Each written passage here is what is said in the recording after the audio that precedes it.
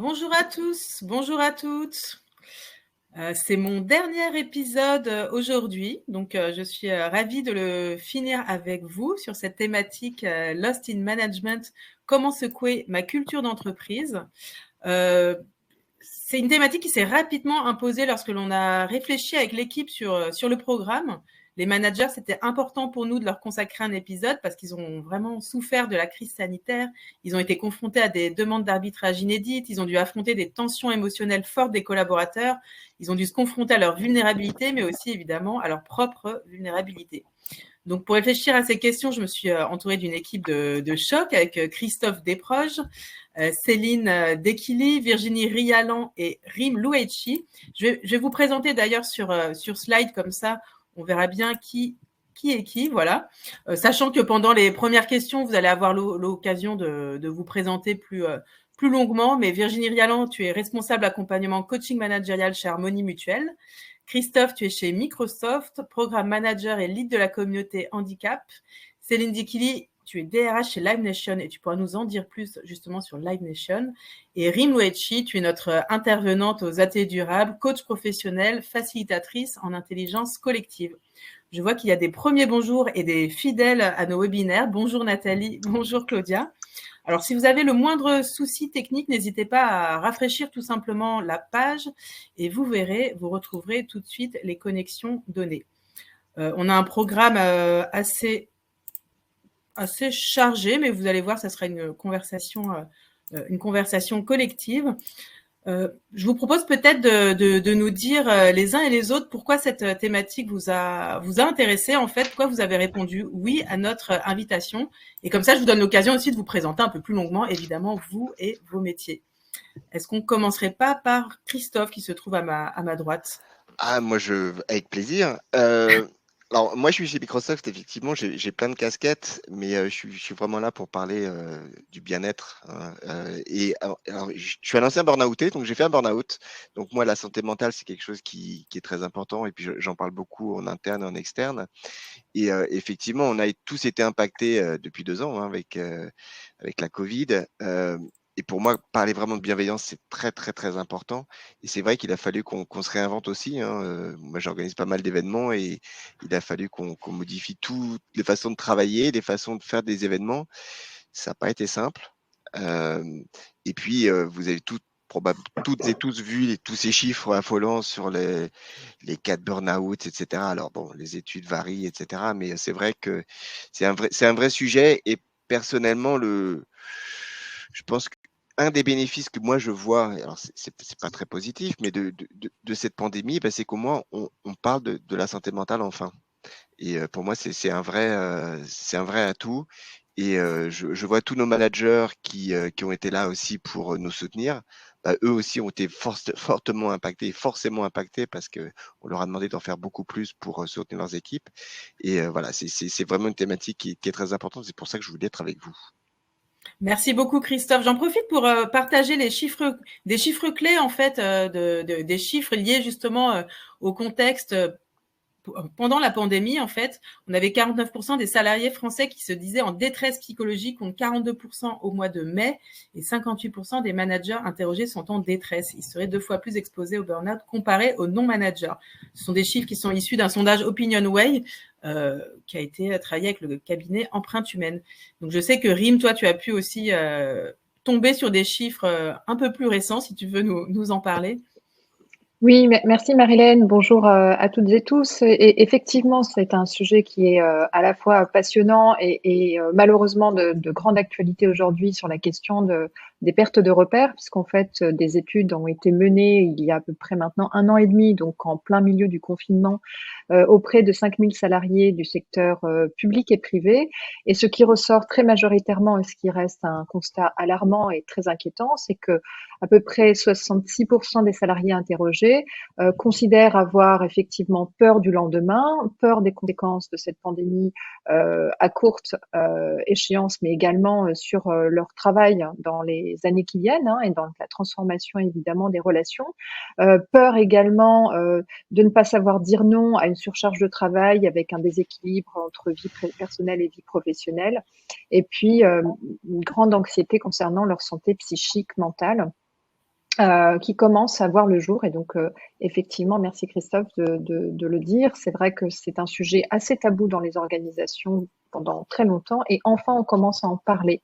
On parle du burn-out, mais on parle aussi du brown-out, de la perte de sens. On parle du bore-out, de l'ennui au travail. Et donc, ce sont aujourd'hui un certain nombre de concepts qui ne sont plus que des concepts, mais réellement intégrés et incarnés dans nos organisations. Je pense que c'est intéressant qu'on puisse en échanger aussi avec vous. Et toutes vos expériences sont intéressantes à nous partager sur le chat si vous rencontrez ce genre de difficultés au sein de vos organisations. Rim, tu travailles avec nous depuis quelques années maintenant. Est-ce que tu peux te présenter un peu plus? Parce que je suis allée bien trop brièvement sur ta présentation. Merci beaucoup, je t'en prie. En fait, c'est vrai que ça fait maintenant quelques années qu'on travaille ensemble et aujourd'hui, j'interviens beaucoup, principalement auprès des organisations sur la question de l'intelligence collective, sur la question du bien travailler ensemble. Je suis également coach et thérapeute et je travaille aussi avec un certain nombre de personnes sur la question de la reconversion professionnelle et de la quête de sens. Donc, c'est des sujets qui me touchent de près. Et puis enseignante à l'université sur un certain nombre de sujets, notamment sur la question des tensions en organisation, la médiation. Voilà, donc c'est un peu mon pédigré. Avant ça, j'avais 15 ans d'expérience en tant que DRH au sein de deux grandes entreprises qui sont le Club Méditerranée, que certainement tout le monde connaît au moins de nom, et puis le groupe de presse écrite Le Point, duquel je suis partie en 2015, après avoir mené un plan social d'envergure et qui m'a permis de voir aussi comment je pouvais accompagner les organisations différemment. Merci beaucoup, Rim. Tu partages un peu de ton pédigré avec Virginie, il me semble. Absolument. Bonjour à toutes et tous. Donc effectivement, on a beaucoup de points communs avec Rim puisque je suis moi-même coach professionnel et j'ai la chance de pouvoir exercer en interne chez Harmonie Mutuelle auprès de la communauté managériale. J'ai aussi une casquette de formatrice, de facilitatrice. Et donc, alors j'ai aussi mon cabinet externe et j'accompagne justement des personnes aussi qui sont amenées à soutenir les équipes. Et c'est voilà, l'accompagnement managérial, c'est un sujet qui me touche et c'est pour ça que j'étais intéressée de participer à cette table ronde parce que je suis convaincue que déjà de base, les managers sont le rouage essentiel d'une entreprise, à la fois pour qu'elle fonctionne bien, mais encore plus quand on est en situation de transformation.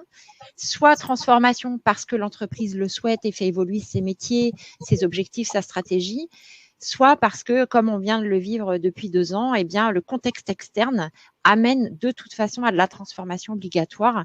Et là, c'est vrai qu'avec la Covid, les managers ont été certainement les premiers impactés, déjà eux-mêmes sur leurs propres conditions, comment eux pouvaient travailler à distance, mais pour le coup avec un vrai lien, comment je soutiens mes collaborateurs, comment je les accompagne à continuer leur mission dans des conditions différentes.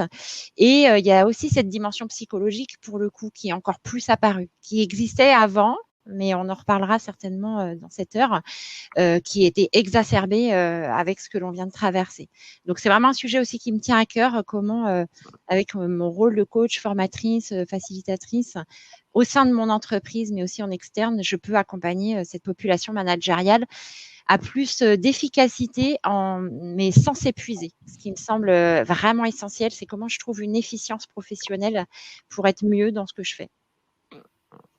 Merci beaucoup, Virginie. Céline, toi, tu as répondu oui à notre invitation. Alors, tu n'es pas coach, tu es DRH chez Live Nation. Est-ce que tu peux nous en dire plus sur ta fonction et aussi sur Live Nation?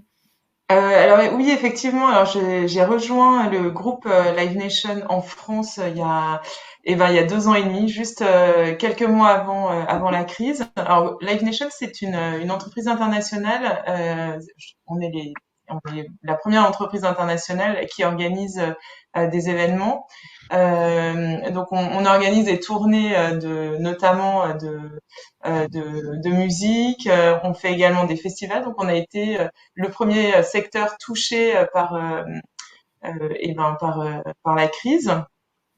Donc assez rapidement, sachant qu'on avait assez durant ces 2 ans, on avait assez de mal à se projeter puisque on avait assez peu de visibilité sur le moment de la reprise. Et donc ça a été vraiment un de nos enjeux, c'est-à-dire accompagner les managers, faire en sorte que nos équipes puissent traverser ces mois compliqué avec un peu, enfin beaucoup moins d'activité. Et notre objectif, c'était de faire en sorte que, sorti de ces 2 ans, l'ensemble des équipes puissent repartir en ayant tiré un bénéfice pour eux et dans leur manière de travailler. Et ça passait avant tout, de notre point de vue, par les managers qui étaient en réalité les relais auprès de nos collaborateurs. Donc on a amorcé assez vite une réflexion autour de ça. Donc on a développé un certain nombre de choses aussi bien pour nos collaborateurs, mais ça passait beaucoup dans la montée en compétences de nos managers. Donc ce thème m'intéressait beaucoup et je trouvais vraiment intéressant de pouvoir le partager aujourd'hui. Merci beaucoup Céline. Et d'ailleurs, on va peut-être rentrer dans le vif du sujet. On va parler de nos managers. Comment ils vont, vous, de votre côté, les managers? On peut peut-être commencer par toi, Christophe. Ils sont fatigués. Ils sont fatigués nerveusement. Enfin, ça, c'est comme toute la population, mais c'est vrai c'est ce qu'on disait tout à l'heure. On leur a tellement demandé aussi. Moi, je suis dans un environnement international. J'ai des managers autour de moi qui ont 15-20 personnes dans leurs équipes, un petit peu partout dans le monde en plus. Donc, il a fallu qu'ils ajustent leur réunion en visio en permanence avec des time zones différentes, etc. Donc, c'est aussi très, très compliqué. Et puis, je pense notamment, là, on vient de célébrer la journée de la femme, je pense notamment en plus à toutes ces femmes managers qui ont dû travailler à la maison, notamment pendant le premier confinement, avec les enfants à la maison, etc., etc. Donc, ils sont très fatigués. Et puis, il y a aussi pour beaucoup, voilà, la vie qui a repris le dessus, avec parfois des manques de motivation, etc. Là, j'ai lu un article, je ne sais pas si Rim, tu l'as lu, mais alors, on a parlé du burn-out, mais maintenant, il y a effectivement le côté saisonnier, hein. On sait que la période automnale et hivernale est toujours très compliquée. Et on parle effectivement de presque une sorte de syndrome de fatigo-dépression. Je ne sais pas si vous avez entendu parler de ça, hein. On n'est pas dans l'épuisement professionnel, sauf si évidemment ça devient chronique. Mais il y a effectivement tous ces managers et tous ces non-managers, hein, qui ont ce côté, voilà, on est fatigué. On est juste fatigué nerveusement, mentalement. Et c'est vrai que c'est très compliqué pour eux. Et encore une fois, c'est pas parce que j'ai 4 femmes à côté, en face de moi, mais vous avez été encore nettement plus impacté. J'en ai vraiment conscience. Moi, je suis papa de petites filles. Je suis conscient que j'en fais forcément assez à la maison, je fais des efforts, mais il y a ce côté, et ça c'est quelque chose dont on parle peu, hein, vraiment les journées de travail qui continuent en fait à la maison, hein. J'ai vu une super vidéo d'ailleurs hier, je crois, certaines femmes, finalement, si on cumule toutes les tâches ménagères et tout, on arrive à du 15 heures par jour. Donc, quand en plus on est manager et qu'on aime ses collaborateurs et qu'on aime en prendre soin, c'est d'autant plus compliqué. Donc, ils sont fatigués. Ils et elles sont fatigués. Merci beaucoup, Christophe. Virginie, qu'est-ce que tu en penses chez Harmonie Mutuelle? Je rejoins sur le côté fatigue, qui, je pense, n'est pas lié que à la situation du travail, hein. Pour le coup, il y a une fatigue psychologique aussi qui s'est installée avec la pandémie. Alors moi, je pense quand même aux hommes, parce que je pense que heureusement, il y a encore aussi beaucoup d'hommes qui s'occupent aussi de leurs enfants et qui soutiennent leurs conjointes, hein. Et ce que je rejoins Christophe sur le côté, quand on est confiné et qu'on a ses enfants, hommes ou femmes, de toute façon, ça impacte fortement aussi l'activité professionnelle. Et quand en plus on est manager et qu'il faut soutenir une équipe de l'autre côté et qu'il faut faire ses réunions et qu'on a les enfants en bas âge qui sont là, voilà, c'est évidemment qu'il y a ce côté-là avec la fatigue. Chez Harmonie Mutuelle, on a évidemment ça sous-jacent. Moi, je vois aussi des managers toujours très investis. Et ça, c'est quand même quelque chose qui ressort depuis 2 ans et encore aujourd'hui, puisque je travaille avec eux tous les jours. Ils sont toujours Alors, ils sont très investis dans leur mission. et très en soutien de leurs collaborateurs, avec une vraie volonté d'apporter le plus qu'ils peuvent. C'est là où il faut faire attention, faire plus ou faire mieux, faire juste, surtout, j'ai envie de dire, parce que ce qu'eux ils rencontrent, ça les touche quand ce sont leurs collaborateurs qui le vivent. Donc, ils sont plutôt en mode solution, globalement, majoritairement, se dire, bon, c'est ça, c'est comme ça, la situation est comme ça, comment je peux faire, qu'est-ce que je peux trouver comme solution pour aider mes équipes à traverser tout ça. Et puis, si on enlève le contexte, tout simplement, à bien eux aussi vivre toutes les transformations qui ont pu être amenées par ces changements structurels et conjoncturels. Donc, je dirais investi, moi. C'est le mot qui ressort. Merci Virginie. Et de ton côté, Céline, comment ça moi, là, ce que je peux en dire, c'est que ce que je constate, c'est qu'ils sont vraiment très résilients. Ils ont passé, voilà, ils sont aujourd'hui, ils ont traversé donc ces 2 ans. Ils ont fait preuve d'une grande capacité d'adaptation parce que voilà, il a fallu s'adapter en continu, défaire les projets, et on avait assez peu de visibilité. Mais ils ont renforcé énormément le lien avec leurs équipes, et ça, je trouve ça vraiment super. Ils ont pris vraiment conscience ils ont attaché beaucoup d'importance à conserver le lien social, alors même on travaillait pratiquement à 100% en télétravail. On s'est très peu vu pendant 2 ans, et là, je les vois revenir et je vois les équipes revenir. Et je suis assez étonnée. Alors effectivement, il y a beaucoup de fatigue, mais je suis assez étonnée par ce lien qui est toujours présent, et qui même, je trouve, s'est renforcé. Les gens se connaissent mieux, bizarrement, parce qu'il y a une forme de perméabilité entre la vie professionnelle et la vie personnelle, qui fait que ils ont réussi à entretenir un lien plutôt fort avec leurs équipes. Et ça, je trouve ça super. Ah, super. Et Rim, on a eu pas mal de formations managers cette année, notamment sur la thématique créer du collectif à distance. Comment tu les as trouvées, toi, globalement, dans ton expérience? C'est vrai que le constat est contrasté, en fait, hein. Il y a d'une part, effectivement, et je rejoins ce que mes collègues disent, c'est-à-dire finalement une forme quand même d'engagement, dans une volonté de traverser la crise, dans une aspiration à aller vers du mieux, dans un souhait de s'entraider mutuellement, à la fois entre managers, mais également avec leurs équipes.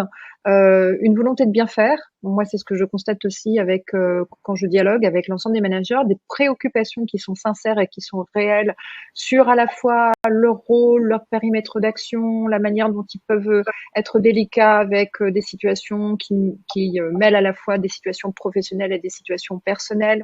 Moi, j'ai quand même beaucoup entendu aussi des managers qui s'interrogeaient sur leur posture, sur comment faire en sorte de préserver la vie personnelle de leurs salariés, et en même temps leur demander ne serait-ce que de mettre la caméra on lorsqu'ils travaillent de chez eux pour maintenir le lien en fait visuel. Et c'est vrai que c'est des interrogations sur lesquelles moi je me rends compte que beaucoup de managers ne se sentent pas à l'aise, ne se sentent pas nécessairement équipés, outillés à la fois dans les outils, mais à la fois dans la posture pour traverser cette crise de manière délicate, de manière en prenant soin des autres, tout en préservant quand même cette question de la performance et cette question du travailler ensemble, qui est un vrai sujet collectif, et qui est porté essentiellement aussi par le manager, dont c'est le rôle aujourd'hui. Donc, moi, je dirais qu'ils sont à la fois engagés dans ce que j'ai vu, paumés, beaucoup dans la perte de repères, et dans une volonté sincère de faire du mieux qu'ils peuvent avec les moyens qu'ils ont. Voilà, c'est ce que je dirais. Merci beaucoup, Rim. On a une première réaction sur le chat de Dorothée qui nous dit que ses managers sont désengagés. Dorothée travaille au sein d'une petite entreprise. Donc, n'hésitez pas à nous en dire plus, comme ça on peut peut-être vous apporter quelques éléments de réflexion, tout simplement. Vous l'aviez abordé les uns les autres. Il y a eu quand même un peu de bon finalement dans cette crise, avec les principaux défis qui ont été relevés. Est-ce que je me trompe en disant ça, qu'il y a eu du bon dans la crise? Ouais. Alors moi, ce que je peux en dire, oui, enfin il y a eu des bons quand on échange avec les équipes. Ce qu'il faut savoir, c'est que dans notre secteur d'activité, les gens sont extrêmement passionnés et très investis, et ces 2 ans-là leur ont permis de s'arrêter, d'observer, de réfléchir et de redéfinir aussi leurs priorités. Et sur leurs priorités, sur leur équilibre vie pro vie perso, et de chercher à faire un peu différemment. Parce que voilà, le fait de revenir chez soi, d'y passer plus de temps, j'ai vraiment vu l'effet bénéfique que ça a eu sur eux pour retrouver une forme d'équilibre. Et c'est vrai qu'en en parlant, je l'entendais beaucoup, j'entendais beaucoup mes managers et même les équipes dire, on fera un peu différemment. On fait un métier très passionnant, mais peut-être qu'il y a une autre manière de faire les choses. Voilà ce que je peux en dire sur nos équipes. Merci Céline. Christophe, tu parlais du team out sur le chat. Ouais, le team out, alors on est dans la famille du burn-out, hein. Donc effectivement, Rim, tu as parlé du burn-out, il y a le burn-out, il y a aussi maintenant, alors ça a toujours existé, mais effectivement une sorte de burn-out parental, hein. On l'a tous été confrontés, notamment pendant le premier confinement où notre charge émotionnelle à la maison c'était compliqué. Le team out, c'est effectivement ce phénomène en fait où on se retrouve tous à la maison. On se rappelle tous de ces discussions à la machine à café, hein, les fameuses discussions à la machine à café où on parlait de nos week-ends, on parlait de nos problèmes familiaux, de nos problèmes perso, alors peut-être un peu plus pour les garçons, mais pas forcément, du match de foot de la veille, etc., etc. On l'a perdu ça, parce que alors effectivement, moi je vois dans mon boulot, oui, on a créé des calls en visio, etc., pour des petits déjeuners virtuels, des trucs comme ça, etc. Ça, c'était des choses qu'on avait dans notre agenda. Mais rien ne vaut quand même la petite discussion avec son équipe, avec un membre de son équipe, au hasard d'un couloir, où on va de temps en temps parler d'un sujet de travail ou pas. Et c'est vrai que on s'est quand même, à un moment donné, nous, on a voulu tellement en faire qu'on nous a dit stop. On nous a dit, on en a marre, laissez-nous tranquilles aussi. Par contre, il y a ce côté, effectivement, d'isolement. Nous, à un moment donné, il y a des gens qui sont venus nous dire, on n'est pas bien parce qu'on est vraiment isolé de nos équipes et de la filiale et des gens. Et c'est quelque chose et la difficulté actuellement, c'est ça, c'est de les refaire revenir au travail sur site parce qu'ils ont été isolés pendant longtemps. Et il y a ce fameux syndrome de la cabane, hein, où on a peur finalement de sortir de chez soi. Moi, je ne l'ai pas vécu pendant 2 ans et bizarrement, il y a quelques temps, je l'ai eu un petit peu vécu. Et du coup, je me suis mis un petit coup de pied aux fesses pour ressortir de chez moi et une fois que je l'ai fait, finalement, je me suis senti bien de revoir du monde. Mais c'est vrai que ce côté team out, voilà, on s'est isolé de nos équipes, gentiment mais sûrement. Et moi, je vois dans ma boîte, en plus, on vient de signer des accords de télétravail. Donc, on a des gens qui sont partis habiter un petit peu partout avec l'autorisation de l'employeur. Et du coup, on a perdu un petit peu le lien, je veux dire physique. Le lien distanciel existe toujours, mais il y a ce côté, voilà, moi, ce qui m'ennuie de temps en temps, c'est le côté spontané, hein, le petit côté spontané de tiens, on va aller se boire un café, puis on va parler de ça, de ça, de ça. Alors oui, on a fait des choses en visio, c'est génial, on a fait des super animations en visio, mais c'est ce petit côté spontané, moi, qui me manque. Enfin, qui m'a manqué, un petit peu moins maintenant, mais je pense qu'il y a beaucoup de gens qui se sentent isolés. Et pour ce qu'on disait tout à l'heure sur les effets à moyen, court et long terme de la Covid, et maintenant malheureusement de ce qui se passe en Ukraine, parce que ça a aussi un impact sur l'anxiété des gens, hein. Moi, j'en ai discuté avec pas mal de psychologues. On parle d'effets post-traumatiques alors de la crise de la Covid à 2-3 ans. Donc, ça veut dire qu'on est loin d'en être sorti au niveau de la santé mentale. Et on va tous, à un moment donné, on est tous impactés. Moi, je sais que j'ai eu des petites crises, je ne vous le cache pas, des petites crises de panique il n'y a pas très longtemps, alors que je pensais être en super forme. Et parce que voilà, le monde est tel que c'est pas évident. Quand en plus on a le perso, moi j'ai eu malheureusement des décès en peu de temps là. Je vais être en toute transparence, j'ai 2 oncles qui sont décédés en 10 jours d'écart. Ça, plus ce qui se passait en Ukraine, plus la Covid, ma femme a chopé la Covid il n'y a pas longtemps. Il faut être costaud. Alors, on a beau être résilient, hein, mais après 2 ans comme ça, notre résilience et la vie a pris le dessus, c'est pas forcément évident.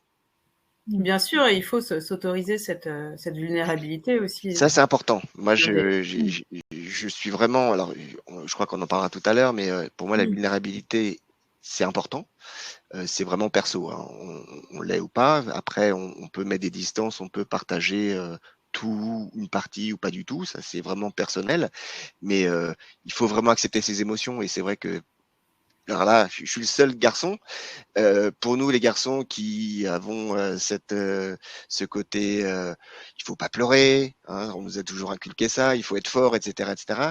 C'est vrai que parfois être vulnérable, c'est compliqué. Mm. C'est sûr. On aura l'occasion justement d'en parler plus longuement. Virginie, est-ce que toi, de ton côté, tu penses qu'il y a eu du bon dans cette crise? Oui, je pense qu'il y a eu du bon. Je vais vous donner un exemple hyper concret qui m'a touchée directement. En fait, cette crise, elle a accéléré les transformations d'entreprise. Quand on se retrouve du jour au lendemain chez soi, eh bien, il faut adapter son mode de travail. Et au moment de la crise, je faisais beaucoup de formations. Beaucoup. Aujourd'hui, j'ai plus une casquette coach interne, mais à l'époque, j'étais vraiment très ciblée formation. Et ça veut dire que en 48 heures, il a fallu transformer toutes les formations de présentiel en distanciel. Et ça décalque. C'est pas les mêmes modalités pédagogiques. À l'époque, on avait des outils qui n'étaient pas ce qu'ils sont aujourd'hui. C'est-à-dire qu'aujourd'hui, avec Teams, on peut faire plein de choses. On peut faire des sous-salles. Voilà, on peut vraiment créer de la vraie animation. À l'époque, c'était pas le cas. Même pour vous dire, au tout début, on avait la Teams, mais on était obligé d'avoir une audioconférence à côté parce que tout le monde n'avait pas de caméra et tout le monde n'était pas équipé. Donc, pour le coup, ça a vraiment été le système D qui s'est mis en route. Et puis, ça nous a vraiment obligés à dire, bon, bah, tout ce qu'on avait l'habitude de faire avant, il faut qu'on aille plus vite dans comment le faire autrement. Mais on ne pouvait pas dire stop. On ne pouvait pas dire stop aux formations, on attend que ça passe, puisque le 16 mars 2020, on ne savait pas combien de temps ça allait durer et il était hors de question que tout le monde, que l'entreprise s'arrête. Donc, ce que je vois de bon là-dedans, c'est que certes, ça nous a secoué sur ce plan-là. Je ne remets pas en cause, bien sûr, ce que dit Christophe sur le reste que je valide aussi.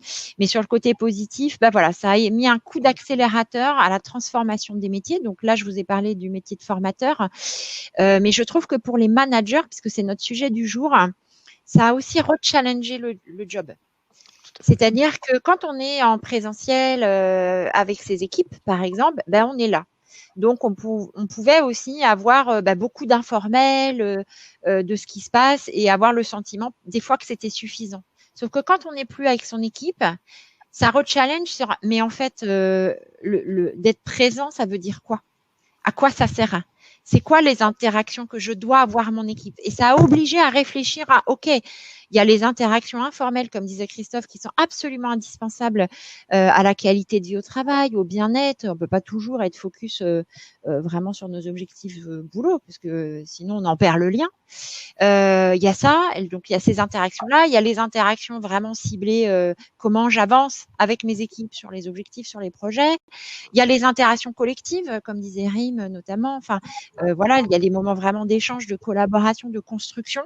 Et en fait, je trouve que ça a permis vraiment de rechallenger ça pour finalement encore être plus efficace dans c'est quoi l'objectif de l'échange qu'on a, tout en gardant de la légèreté. Donc c'est ça, je vois. Et puis le deuxième point qui me tient à cœur, j'ai envie de dire, c'est que ça a recentré sur l'humain. Ça a vraiment recentré sur l'humain. C'est OK, on est dans le monde professionnel, mais du coup, il y a eu ce chevauchement aussi avec la vie personnelle, tout ce qui se passe, et on s'est dit, oui, manager, on savait que c'était manager de l'humain. Mais je trouve qu'aujourd'hui, du coup, on le met encore plus au cœur des préoccupations.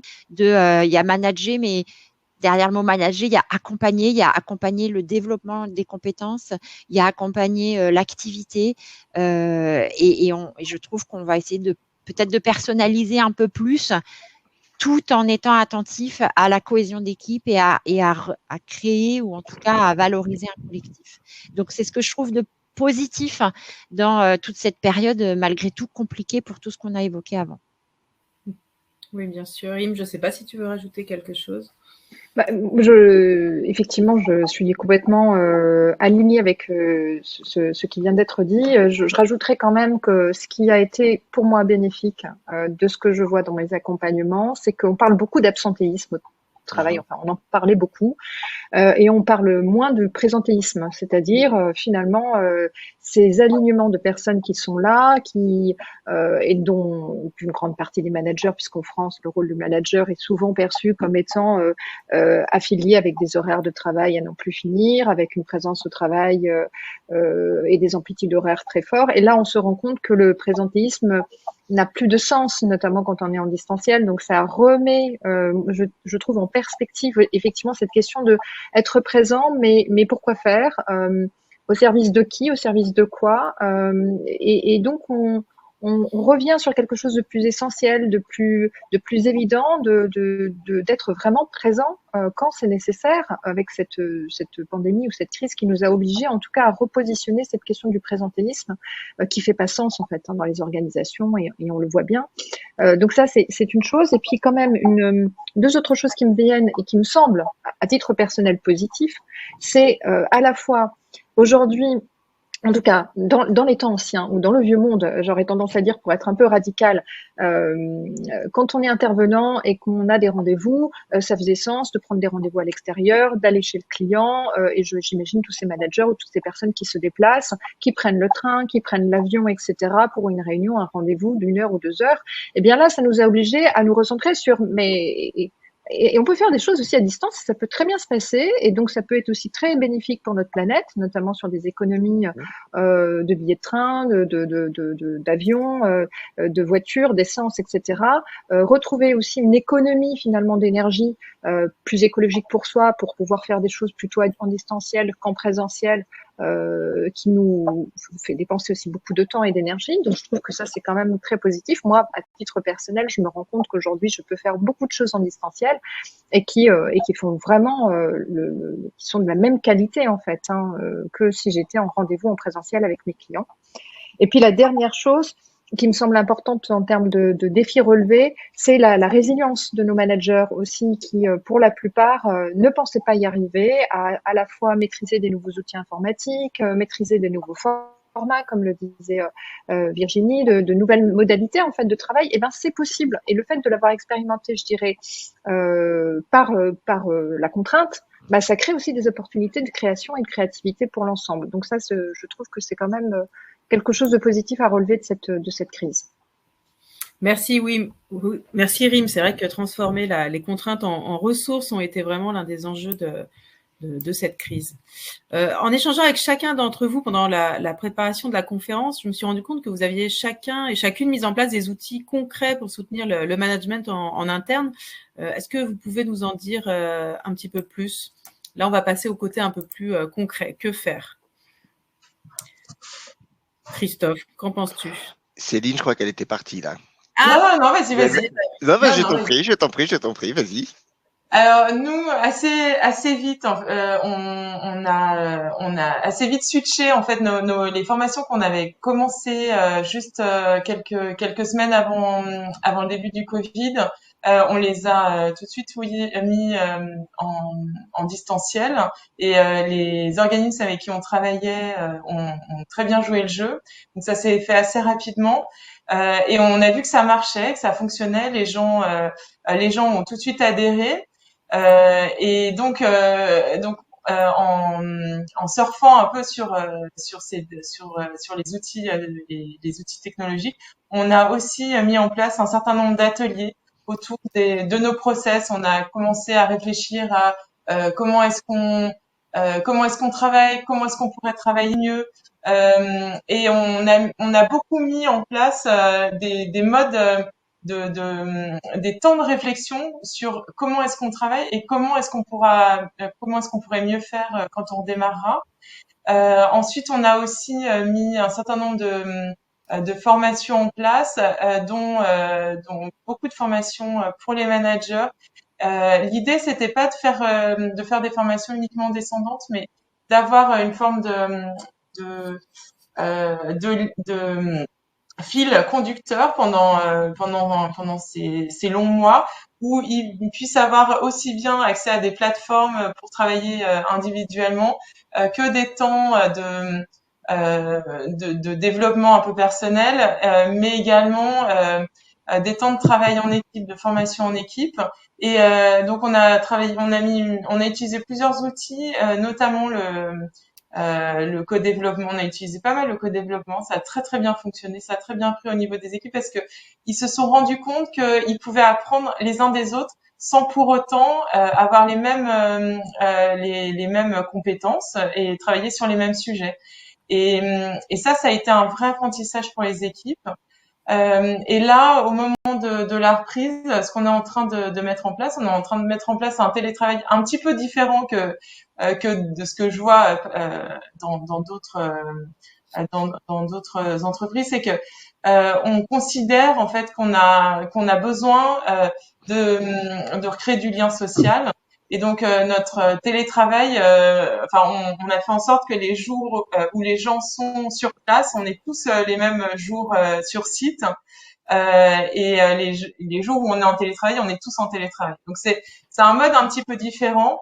L'idée étant quand on est ensemble, de continuer à apprendre ensemble et à reconstituer aussi, puisqu'on est une industrie du lien, le spectacle vivant, c'est une industrie du lien. Donc l'objectif, c'est vraiment de recréer du lien social dans les équipes avant tout, et de continuer à apprendre ensemble.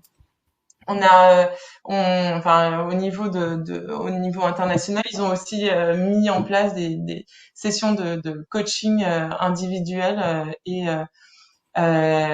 voilà, tout un dispositif pour accompagner le retour. Mais c'est vrai qu'on avait beaucoup travaillé en amont, justement, en étant un peu très, comment dire, très dans l'apprentissage aussi, et en voyant ce qui fonctionnait, et en gardant ce qui fonctionnait pas, et puis en gardant ce qui fonctionnait, et puis en améliorant ce qui fonctionnait pas. Donc on était beaucoup dans l'essai, dans les essais, dans les tests, et finalement, voilà. Là, on repart avec de nouveaux modes de collaboration. Merci beaucoup, Céline. C'est intéressant, Céline, parce que alors, moi, je ne vais pas dire qu'on fait la même chose chez Microsoft, mais je vois certaines équipes, je vois certains managers autour de moi qui, effectivement, alors, celles et ceux qui ont par exemple, en l'occurrence, des ingénieurs en France, parce qu'évidemment, les managers ont des personnes un peu partout, mais voilà, elles se sont fixées, par exemple, le jeudi, on vient au bureau, tous ensemble. Et on évite, parce que ça c'est aussi super important, parce que si c'est pour arriver au bureau et se retrouver tous à sa chaise en conf call toute la journée, ça n'a franchement aucun intérêt. Et en plus, on ne fera pas venir les gens en leur disant venez au bureau si on voit que tout le monde est au bureau. Donc ils essayent aussi effectivement de privilégier des vraies séances de travail collectif, de réflexion, etc., ou de coaching, etc., pour ne pas se retrouver finalement comme à la maison, mais version au bureau, parce que ça, c'est important. Moi, je sais que si je vais au bureau et que je passe ma journée au téléphone, je préfère rester chez moi. Hein. Donc ça, c'est important. Oui, oui. C'est effectivement, nous, ça a été un peu le mot d'ordre dans les équipes, ça a été de leur dire, quand on est au bureau, privilégier les réunions ensemble, interservices notamment, parce qu'il y a beaucoup de réunions de projet. Donc privilégier les réunions de service, et quand on est en télétravail, plutôt de prendre des temps pour faire tout ce qui est tout le travail plus administratif, où on a besoin de plus de concentration. Donc c'était voilà, l'idée étant vraiment d'avoir une forme de prescrit dans la manière de travailler. Alors après, c'est pas vrai pour toutes les professions, hein, puis pour tous les métiers, parce que par exemple, pour les comptables, il y a quand même beaucoup moins de temps de réunion que, par exemple, nos équipes opérationnelles. Mais l'idée, c'était vraiment ça, c'était de se dire, quand on est en présence dans les bureaux, on est tous là, privilégions les temps collectifs. Merci beaucoup. C'est une Virginie. Toi, tu as pu promouvoir le coaching en interne, il me semble. Absolument. Ça a été en fait une opportunité aussi de dire, ben voilà, aujourd'hui, comment est-ce qu'on accompagne les managers dans leur développement, leurs compétences, comment on les soutient au mieux dans leur métier, tout simplement. Et voilà, ça a été l'occasion pour moi de proposer, de développer le coaching en interne, qui ne concurrence pas le coaching en externe, hein, qui sont deux choses totalement complémentaires, avec cette idée d'avoir quelqu'un qui soit formé, certifié, qui n'ait pas de lien hiérarchique et qui connaisse le système. Pour le coup, c'est l'intérêt du coaching interne, un des intérêts en tout cas, et de permettre un espace de travail, parce que le coaching, c'est aussi du travail pour la personne qui vient en coaching, avec quelqu'un qui va lui permettre de prendre de la hauteur et de réfléchir à ces problématiques. Alors, le coaching en interne chez Harmonie Mutuelle, c'est essentiellement sur 3 thématiques. La première, on va dire la plus simple et évidente, c'est l'accompagnement d'une prise de poste. Donc, quelqu'un qui devient manager, on va l'accompagner sur plusieurs mois. D'une part, pour l'aider à prendre ses fonctions s'il n'a jamais été manager, et d'autre part, pour l'aider dans l'ancrage des formations de nouveaux managers qui existent. La deuxième thématique, ce sera plutôt vraiment la résolution de problématiques. À un moment donné, je suis dans quelque chose où tout seul, ou même en échangeant avec mes pairs, je ne vois pas par quelle boule prendre pour avancer, qui ne sont pas forcément des problématiques très graves, mais en tout cas qui empêchent l'évolution de projets, que ce soit en collaboratif ou même pour le manager lui-même. Et puis la troisième thématique, c'est vraiment le développement de compétences professionnelles, managériales, bien communiquer, avoir du leadership, bien organiser son temps, embarquer des équipes, que sais-je encore. Donc voilà, donc ça a été mis en place. Alors c'est assez récent, c'est même plutôt très récent, ça a moins d'1 an aujourd'hui. Mais l'idée, c'est bien d'avoir ce dispositif en complément de tous les autres. On a évoqué la formation. Le co-développement est aussi quelque chose qu'on développe, les groupes de pairs. On veut vraiment avoir cette idée d'entreprise apprenante. Et voilà, effectivement, moi, de mon côté, j'ai mis en place le coaching interne de manière individuelle, en tout cas aujourd'hui, pour être un soutien dédié complètement aux managers. Merci Virginie. D'ailleurs, tu pourrais peut-être nous apporter quelques éléments de réponse pour la question suivante. Ça serait, mais comment convaincre un manager en fait des vertus du coaching? Et d'ailleurs, est-ce qu'il faudrait le convaincre? Parce que finalement, on parlait de vulnérabilité tout à l'heure, mais comment faire changer les mentalités pour que la vulnérabilité soit quelque chose de moins tabou dans le management? Ça, c'est une grande question qui nous a longtemps poursuivis pendant nos échanges. Alors, est-ce que tu veux que je réponde du coup? Eh ben, c'est parti. Alors, en tout cas, je vais vous exposer les arguments que moi j'ai apportés. Alors, qu'on soit déjà bien d'accord sur le principe du coaching, c'est bel et bien la personne coachée qui fait la demande. En tout cas, c'est comme ça que moi je le conçois dans l'entreprise. C'est-à-dire qu'il n'y a pas de prescription de coaching, sauf peut-être dans le cas d'une prise de poste, et c'est pas de la prescription obligatoire, jamais. C'est vraiment, on propose. Voilà, la personne prend un poste, elle a la possibilité d'être accompagnée par le coach interne, en plus de la formation. Mais par principe, je ne coache pas quelqu'un qui ne souhaite pas être coaché. C'est complètement antinomique. Pour moi, ça va pas dans ce sens-là. Ce que j'ai envie de dire, c'est que il n'y a pas forcément besoin d'afficher une vulnérabilité pour se faire coacher, puisque justement, le coaching n'a pas pour vocation de n'être là que pour résoudre des problèmes. Mais bien là, dans une optique de continuer à se développer professionnellement, de mieux se connaître, de trouver quelles sont ses forces, ses talents, sur quoi on va pouvoir s'appuyer, ses ressources. Et que voilà, j'ai en tout cas, moi, voulu couper court avec l'idée on fait appel à un coach en dernier ressort quand plus rien ne va, quoi. C'est pas du tout cet état d'esprit dans lequel je veux développer le coaching, même si, mon Dieu, ça sert aussi à ça parfois. Quand vraiment on ne sait plus à quelle porte sonner, on peut aussi faire appel à un coach. Mais là, l'idée, c'est vraiment de dire, mais non, mais le coaching professionnel, c'est un levier de développement comme un autre, qui est différent, qui est sur une approche différente, mais où il n'y a pas forcément besoin Enfin voilà, quand on demande un coaching, c'est pas parce qu'on affiche une vulnérabilité, une faiblesse, même si je vois les commentaires dans le chat, et ce que disait Dorothée, c'est vrai. Je travaille en tout cas là-dessus pour que les managers se disent, mais je peux demander un coaching sans qu'on mette une étiquette de il se fait coacher parce qu'il sait pas faire. C'est pas trop ça l'idée. Je suis quand même assez d'accord sur le fait qu'il faudrait pas avoir de honte à venir dire j'ai besoin d'aide. Et c'est peut-être ça l'idée de la vulnérabilité, c'est qu'est-ce que ça projette comme image de dire ouais là je m'en sors pas tout seul. Et qu'est-ce que ça a de honteux de devoir demander à quelqu'un.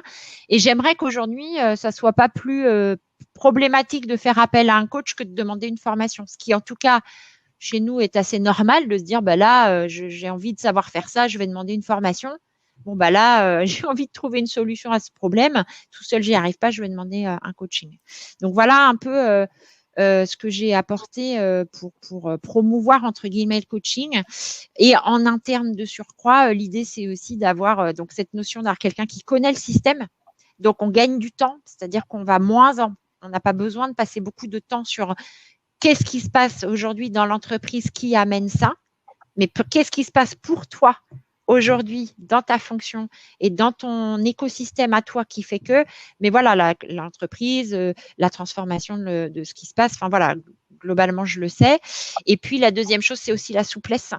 C'est-à-dire qu'on n'est pas figé sur ces X séances et à la fin de ces séances-là, c'est fini. On fait avec. C'est voilà, si on sent qu'il y a besoin d'une ou deux de plus, ou voire moins, ou voilà, c'est un peu plus souple. Et je prends des gants en le disant parce que on fait aussi appel à des coachs externes et ça se passe très bien. Mais il y a vraiment cette notion de souplesse. Et puisque, alors moi, ça fait beaucoup plus de 10 ans que je suis dans l'entreprise, donc j'ai aussi peut-être un capital confiance qui est là, qui fait que il y a des personnes qui vont peut-être plus facilement venir à moi me confier leur vulnérabilité pour le coup qu'ils ne le feraient en externe. Voilà, ça c'est vraiment ma perception vue de ma planète aujourd'hui de coach interne chez Harmonie. Oui, merci Virginie pour ce témoignage. Je sais que Céline, chez toi, vous n'aviez pas fait forcément appel à du coaching, mais à plusieurs outils.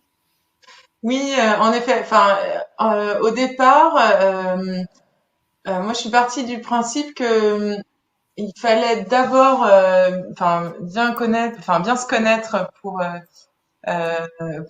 mieux comprendre les autres, et puis aussi installer une confiance dans les équipes et accompagner les équipes. Donc, quand on a démarré les formations et même tout l'accompagnement, on a utilisé au départ HBDI, qui a été tout de suite très bien accueilli par les équipes parce que du coup ils ont découvert une manière de communiquer, donc avec chacun sa couleur et puis ses orientations, et puis petit à petit on a comme ça mis d'autres outils en place. On a utilisé aussi d'autres outils comme l'analyse transactionnelle qui permettait de comprendre les relations entre les gens et puis dans quel type de jeu on peut être quand on est en interaction, et puis on a été un peu plus loin et ensuite on a utilisé Schutz, l'élément humain, pour l'idée étant de prendre conscience que quand il y a des difficultés relationnelles, notamment dans les équipes, quand on arrive à aller plus loin et à résoudre ces difficultés-là, on améliore vraiment l'efficacité du groupe. Et ça a été une prise de conscience un petit peu par palier, et qui a plutôt bien fonctionné. Alors je pense que sur les coachings individuels aujourd'hui, c'est pas forcément on va voir comment ça fonctionne. Moi je partais plus dans les accompagnements individuels, dans des temps pour les managers, qui puissent avoir des temps avec les personnes externes qui nous accompagnaient pour évoquer des problématiques d'équipe, et puis ensuite pour leur permettre d'avoir un espace où ils peuvent les évoquer, et ensuite pouvoir les partager aussi quand ils le souhaitaient. Alors tout ça c'était assez libre, pouvoir les partager au sein des comités et des communautés qu'on a créées dans l'entreprise. Merci. C'est vrai que cette question du partage est importante. Christophe, tu parlais justement de storytelling. Ouais, bon alors moi je suis une boîte américaine, donc le storytelling c'est quelque chose qui qu'on fait tous les jours. Euh, Moi je vais prendre un exemple pro et un exemple perso. Au niveau perso, quand j'ai fait mon burn-out il y a 6 ans, la première chose que j'ai faite à partir du moment où j'ai réussi à pouvoir lire à nouveau, me concentrer à nouveau, aller sur Internet à nouveau, écouter des TED Talks, etc. Notamment un TED Talk qui pour moi était primordial, qui est celui de Brené Brown sur la vulnérabilité, hein. L'importance effectivement voilà, je vois que Virginie, tu es d'accord avec moi. C'est Ah oui, pour je moi, le connais celui-là, voilà, il est il à est voir, magnifique. absolument. Il est magnifique avec ce côté d'expliquer aux gens que finalement, euh, de temps en temps, on a peur des vulnérables parce qu'il y a ce phénomène de la honte. On a honte de montrer ses sentiments, de qu'on est faible, etc. Encore une fois, chez les garçons, c'est pas mal, on est pas mal là-dessus. Et puis le côté que la vulnérabilité, finalement, faut pas le prendre comme une faiblesse. Au contraire, c'est une force. Admettre qu'on n'est pas bien, admettre qu'on a fait des erreurs, etc. C'est génial. Euh, Moi, je pars du principe qu'un leader qui va me dire que tout est parfait, qu'il est génial, etc. Je vais pas le suivre. C'est très perso, hein. Par contre, un leader qui va admettre ses erreurs, qui va admettre ses faiblesses, etc. Là, ça me parle parce que on revient sur de l'humain. Et le côté storytelling, euh,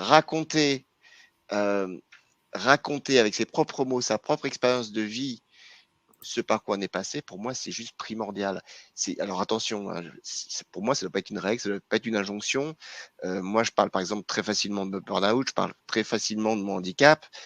Il ne faut pas que ce soit la norme, et c'est pas la norme, parce qu'il y a des gens ça va être compliqué, mais je pense vraiment que partager son histoire à travers une histoire, déjà on sait que partager une histoire, les coachs, Virginie, tu vas être d'accord là-dessus, partager une histoire avec le prisme d'une personne qu'on connaît ou qu'on ne connaît pas d'ailleurs, on va s'en rappeler beaucoup plus.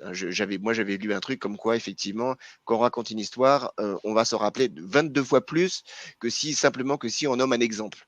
Donc, ça, c'est le pouvoir du partage et de l'histoire. Et moi, je sais que quand j'ai écrit mon premier article sur le burn-out, je l'ai d'ailleurs intitulé comme ça, briser le tabou du burn-out en racontant mon histoire. Et ça a marché, à tel point que je l'ai partagé après avec mon PDG, qui a voulu me rencontrer. Et là-dessus, on a mené des actions en interne, des conférences en interne sur le burn-out. Je dis pas qu'on a résolu le problème du burn-out chez Microsoft, c'est pas vrai, mais on en parle. Et c'est vraiment ce côté, voilà, partager son expérience. Et je sais que sur d'autres thématiques, notamment sur le handicap, bon, évidemment, sur le handicap, par exemple, moi, j'ai vu des managers, même des leaders, hein, des gens de très haut placés chez Microsoft, qui ont partagé leurs expériences de vie sur le handicap, sur leur vie là j'ai un exemple en tête, mais je vais évidemment pas le nommer, mais quelqu'un qui a quasiment été élevé à la DAS, etc., euh, qui en avait jamais parlé. Le jour où il en a parlé, venant d'un leader à ce niveau-là, mais l'impact a été énorme. Et à partir de là, on a commencé à ouvrir des discussions. Ah tiens, toi, tu as fait telles études. Ah oui, moi, j'ai juste fait ça comme étude.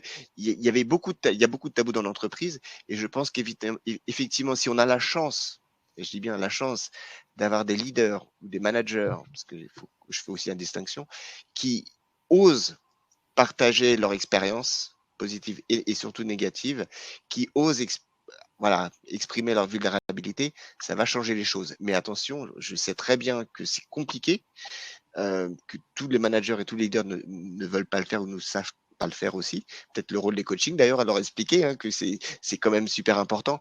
Mais voilà, montrer qu'on va pas bien et expliquer par quoi on est passé, expliquer les erreurs qu'on a faites, pour moi, c'est juste primordial pour ouvrir la discussion et pour ouvrir la voie aux autres. Merci beaucoup, Christophe. Et c'est vrai que tu fais le lien avec ma prochaine question, qui était celle des émotions. En fait, on le disait quand on parlait justement du bond dans la crise, finalement, les émotions sont revenues un peu sur le devant de la scène, si je peux le dire. Est-ce que c'est quelque chose qu'on peut encourager, qui est positif?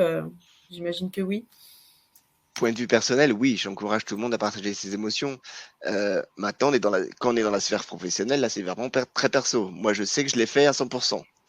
Est-ce que c'est bien? Je sais pas. Je sais pas. Même sur les réseaux, sur LinkedIn et tout, je partage tout ça. Moi, j'en ai besoin. Après, tout le monde en a peut-être pas besoin. Moi, j'arrive à le faire maintenant. j'arrivais peut-être pas avant non plus. C'est vraiment le côté, pour moi, il y a pas d'injonction. Maintenant, d'un point de vue personnel, je pense qu'il faut vraiment les accepter, ces émotions. On sait très bien d'ailleurs que si on n'accepte pas, par exemple, la tristesse ou notamment, là, je vous ai parlé tout à l'heure du deuil où j'étais confronté il n'y a pas longtemps. Si on n'accepte pas le deuil, la tristesse, etc., finalement, on se fait encore plus mal. Donc, il faut à un moment donné arriver à en parler. Mais je sais que dans la sphère professionnelle, il y a des débats là-dessus, hein. Est-ce que je partage tout? Un petit peu, pas du tout. Pour moi, c'est vraiment personnel. Je pense notamment, encore une fois, je reprends l'exemple du handicap. Moi, j'ai parlé très vite de ma surdité parce que j'en avais besoin. Il y a d'autres personnes, elles vont pas le faire. Pourquoi? Parce qu'elles vont avoir peur de la stigmatisation, le peur de subir une certaine discrimination, et c'est pas évident. Mais après, je pense que c'est vraiment voilà, le partage des émotions, l'acceptation des émotions, c'est vraiment très personnel dans la vie professionnelle. Même si, encore une fois, moi personnellement, je prône le partage et cette vulnérabilité. Bien sûr. Virginie, qu'est-ce que tu en penses? Moi, je pense que on en parle plus parce qu'on n'a pas eu le choix, parce que la crise du Covid a amené des gens en détresse qui se sont retrouvés quand même du jour au lendemain dans des situations. Rim parlait de perte de repères, mais c'était complètement le cas et sans aller jusqu'au burn-out, fort heureusement pour la majorité d'entre eux, mais avoir des moments où, là, je reprends la casquette managériale, mais avec des collaborateurs en pleurs, voilà. Et en fait, ce que ça m'évoque là, ce dont on parle beaucoup de la vulnérabilité et de notre capacité à l'exprimer, mais je trouve important de parler aussi de la capacité à le recevoir. C'est-à-dire qu'il suffit pas. En fait, on n'est pas tous non plus forcément armés pour recevoir les émotions des autres. Et c'est quelque chose sur lequel on travaille aussi dans l'entreprise où je suis et que je travaille en coaching avec les personnes que j'accompagne. Libérer la parole et les émotions, c'est une chose, mais moi, je les reçois comment? Qu'est-ce que j'en fais? Quelle interprétation je vais poser là-dessus? Mon collaborateur est en pleurs. Moi, je rencontre des managers qui vont sortir la cape de sauveur en se disant oh là là, mais qu'est-ce que je peux faire? J'ai des choses qui reviennent souvent sur non, mais moi, j'ai envie qu'il aille bien. Oui, mais ça veut dire quoi, aller bien? Et c'est pas parce que finalement quelqu'un pleure qu'il ne va pas bien. C'est-à-dire que sur le moment, il a peut-être une décharge émotionnelle et il a besoin de soutien. Est-ce qu'il a pour autant envie de quelqu'un qui vienne lui sauver la vie? Pas forcément. Donc pour moi, il faut pas dissocier les deux. Moi, je trouve ça super qu'on arrive enfin à parler de ça dans le monde professionnel, mais ciblons bien les actions. L'idée n'est pas de libérer ça à tout va, sans savoir qu'est-ce qu'on en fait derrière, parce que ça peut être une vraie problématique managériale de ne pas savoir comment je les accueille et qu'est-ce que j'en fais, et du coup de revenir à l'inverse à un moment donné, se dire oh là là, trop d'émotions tue l'émotion, du coup on referme le couvercle parce qu'on sait pas gérer. Mais je trouve ça très positif aujourd'hui que ça puisse être plus facile en tout cas à exprimer quand même. Tu as mille fois raison. Le manager ou n'importe qui dans l'entreprise, on n'est pas thérapeute, hein. Donc effectivement, et accepter en plus. Moi, je vais prendre encore un exemple perso, mais quand j'ai co-créé le club des burn-outés, des bienveilleurs pour parler du burn-out et pour interroger des personnes qui avaient subi ça. Encore une fois, c'est le côté storytelling, hein, raconter son expérience pour aider les autres. On est parti de ce prisme-là. On en a eu. Alors, on aidait des personnes en fait en one-to-one qui nous interpellaient sur les réseaux pour parler de leur expérience, etc., comment ça allait. Et à un moment donné, on s'est dit, mais attention, on ne se protège plus là. On est en train de prendre alors, entre guillemets, hein, la misère du monde et toutes les émotions négatives des personnes et les décharges émotionnelles, mais on n'est pas formé pour ça. Donc, oui, on va les prendre, les émotions, mais l'impact sur nous-mêmes est commencé à être énorme. Donc, à un moment donné, on s'est dit stop, et c'est pour ça qu'on a dit on va créer une plateforme qu'elle est, on partage des articles, et surtout on interroge des personnes, ce qui permet nous mettre un petit peu en retrait et de ne pas absorber les émotions à 1000%, avec le risque évidemment de retomber, hein, parce que il y a quelqu'un qui m'a dit il n'y a pas très longtemps, un psychologue du travail qui s'appelle Adrien Chignard, que je vous encourage à lire sur LinkedIn notamment, qui est un ancien burn-outé aussi, et qui a dit j'ai fait un burn-out il y a tant d'années et j'ai toujours le goût de la cendre dans la bouche. C'est-à-dire qu'on est toujours fragile. on a toujours cette petite épée de Damoclès autour de nous, les personnes qui ont fait des burn-out notamment. Et donc, oui, accepter les émotions, c'est bien, mais effectivement, il faut faire attention. Il faut vraiment se protéger. Et moi qui prône la bienveillance, commençons par soi-même, hein, on est bien entendu, avant d'être bienveillant pour les autres, parce que sinon, on va pas savoir le faire en plus. Moi, je pense qu'il y a une notion, parce qu'on parle aussi beaucoup, surtout des managers, c'est pendant 7 heures, c'est que moi, j'ai des managers qui m'ont dit oui, mais moi, pour protéger mes équipes, je préfère ne pas leur partager mes émotions négatives.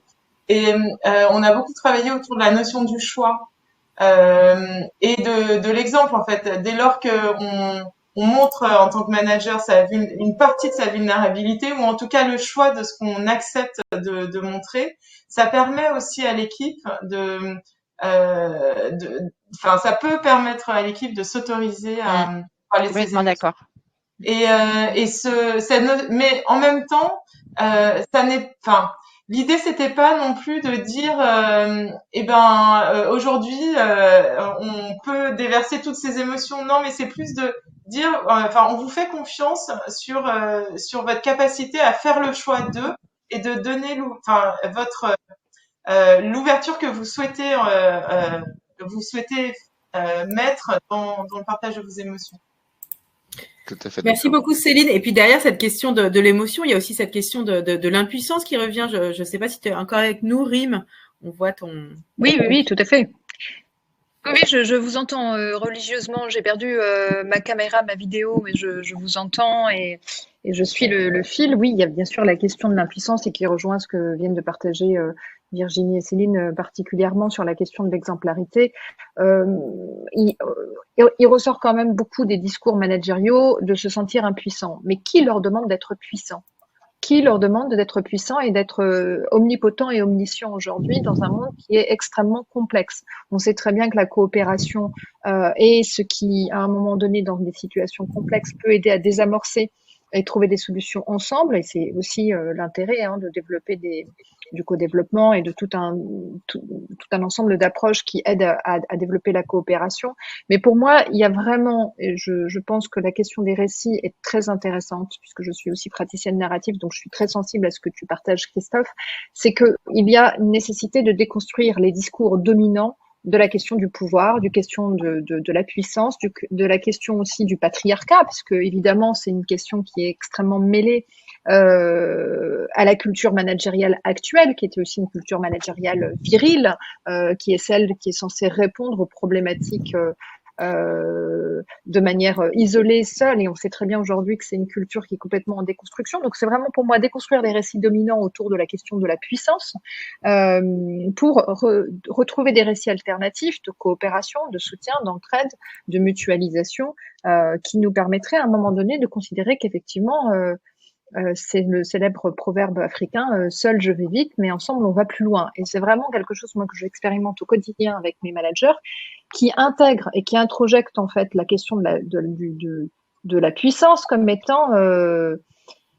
simplement une facette de ce qu'est un manager et qui occulte beaucoup plus la puissance de la vulnérabilité, qui a un vrai pouvoir, qui est celui de rencontrer l'autre là où il en est, tel qu'il est, et de se montrer et d'être vu et d'ensemble avancer autrement. Et moi, je pense qu'il y a vraiment dans la vulnérabilité un véritable pouvoir qui est ignoré. Et probablement, comme dit Roupine, alors j'espère que je n'écorche pas le prénom, pour ça, il y a besoin d'avoir un terrain qui soit sain. Il y a besoin qu'il y ait de la confiance dans le groupe, parce que montrer sa vulnérabilité dans un groupe avec lequel nous ne sommes pas en confiance, ça ne marche pas.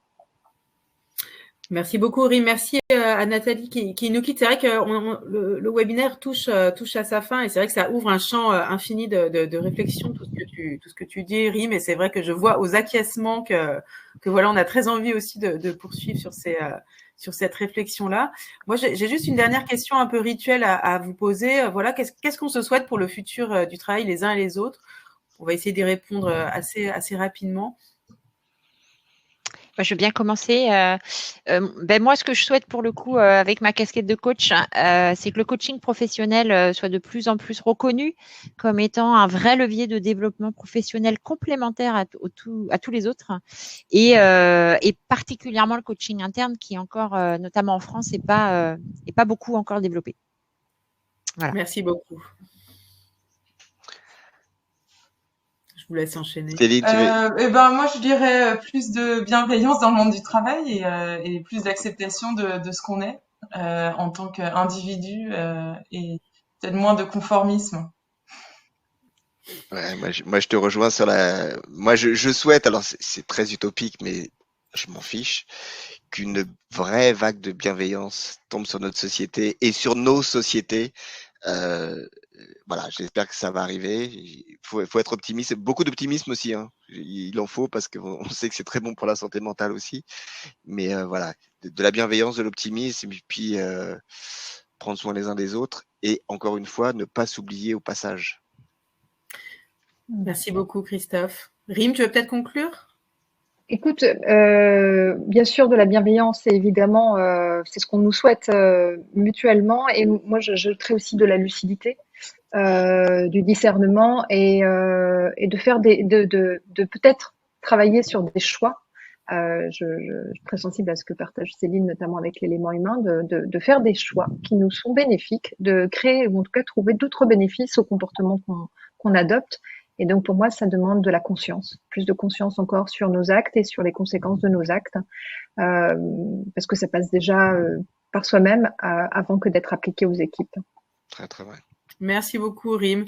Superbe conclusion que tu nous fais. Je vois que Benjamin parle sur le chat. Je pense qu'il est l'heure de faire la promotion pour la dernière conférence qui a lieu dans moins d'une heure, juste après la pause déjeuner, sur l'entreprise et l'engagement politique. Voilà, quel est le rôle du politique au sein de l'entreprise. Je pense que ça va être un échange aussi hyper intéressant. Puis je vous remercie à tous pour votre présence, votre engagement, tous ces échanges hyper intéressants qu'on a eu tant pendant la préparation de cette conférence que pendant son déroulé. Et je n'ai plus qu'à vous souhaiter un bon appétit et à vous dire à très bientôt. Voilà. Merci à tous. Très bon appétit. Merci. Bon appétit. Au revoir. Merci beaucoup. Au revoir à tous. Au revoir.